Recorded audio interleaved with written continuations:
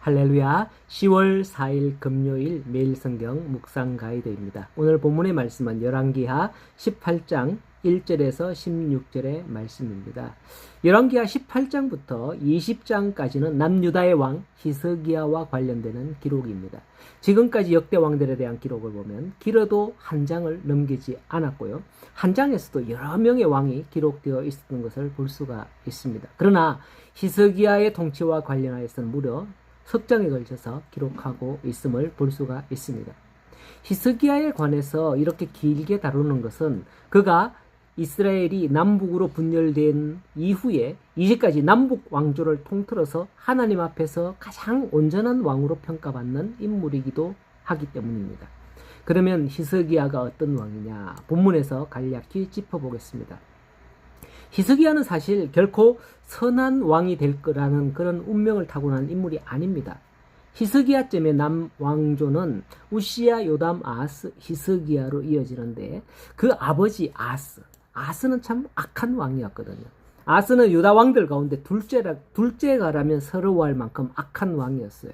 그는 남유다 왕이었지만은 북이스라엘 왕들처럼 행하면서 이방의 가증한 풍습을 본받아서 우상에게 인신제사를 드렸고 산당과 작은 산, 푸른 나무 아래 각종 우상들을 숭배했었습니다. 뿐만 아니라 그는 아수르 왕이 섬기는 신의 제단을 성전에다가 갖다가 세우기도 했죠. 남유다 역사상 이렇게 성전을 모독한 왕은 또 없었습니다. 이런 아버지 밑에서 자란 히스기야가 왕이 되었는데 히스기야는 여호와 보시기에 정직히 행했을 뿐만 아니라 산당을 다 제거했다라고 말씀하고 있습니다. 남유다 역대 왕들의 평가 중에 하나가 여호와께 정직히 행하였으나 산당은 없애지 아니했다라고 하는 평가가 많았죠. 아무리 여호와를 잘 섬겼던 역대 왕들도 산당을 없애지는 않았는데 히스기야는 산당을 없애고 모세의 시대로부터 내려와 지금까지 섬기던 놋뱀을 깨부수면서 성전을 정화했던 것을 볼 수가 있습니다. 부자지간이면서도 어찌 이 둘은 이렇게 전혀 다른 삶을 살 수 있었을까요? 죄송한데 이 말씀을 보면 저는 하 목사님이 생각나요. 아버님은 선임이신데 어떻게 거기서 이런 훌륭한 목사님이 날 수 있는가? 칭찬입니다. 온 가정이 구원받기를 축복합니다. 자, 그렇습니다. 히스기야를 볼 때 신앙은 육중으로 되어지는 게 아니다라는 걸 알 수 있죠. 철저히 하나님과의 개인적인 관계에서 비록되는 것이다 라고 하는 것을 알 수가 있습니다. 물론 부모의 신앙이 자녀에게 아무런 영향을 끼치지 않는 것은 결코 아니죠.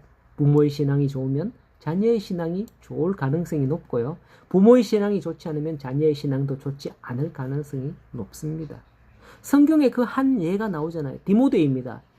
디모데 후서 1장 5절을 보면 디모데는 외조모 로이스와 어머니 유니게로부터 훌륭한 신앙의 영향을 받은 그런 인물임을 밝히고 있습니다. 이처럼 부모가 좋은 신앙을 갖는 것은 큰 영향을 미치게 되는 거죠. 그러나 부모의 신앙에 따라서 자녀의 신앙이 자동적으로 좋아지거나 나빠지는 것은 아닙니다. 가장 중요한 것은 그 자신이 하나님과 어떤 관계를 맺고 있냐는 것이죠. 본문에 등장하는 히스기야는 그의 신앙과 결단으로 말미암아 하나님으로부터 5절에 그의 전후 유다 여러 왕 중에 그러한 자가 없었다고 하는 그런 평가를 받았던 겁니다. 그럴 때에 북이스라엘과 거의 같은 시점에서 7절에 보면 아수르 왕을 배반하고 섬기지 아니하였지만 북이스라엘은 아수르에 의해서 멸망했어요. 하지만 남유다는 하나님이 구원하셔서 북이스라엘보다 약 100여 년 이상 더 존속하다가 바벨론에 의하여서 멸망하게 되는 것을 볼 수가 있습니다. 북이스라엘의 멸망은 외교적으로는 군사적이라 볼 수 있지만 사실은 하나님의 진노 때문입니다. 선지서에서 언급하는 대로 아수르를 몽둥이로 사용하시는 심판인 거죠.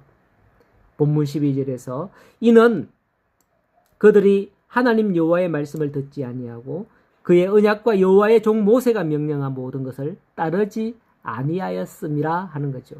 물론 하나님을 믿는 자들에게도 13절 이하에서처럼 공경을 당할 때가 있습니다. 오늘 본문이 어중간하게 잘려 있지만 이후 성경을 보시면 반드시 하나님의 구원이 있음을 알게 될 거예요. 어떤 환경이든 간에 여러분 자신이 하나님 앞에 신실하게 신앙생활 한다면 하나님은 여러분들을 귀하게 보실 줄로 믿습니다. 이 믿음의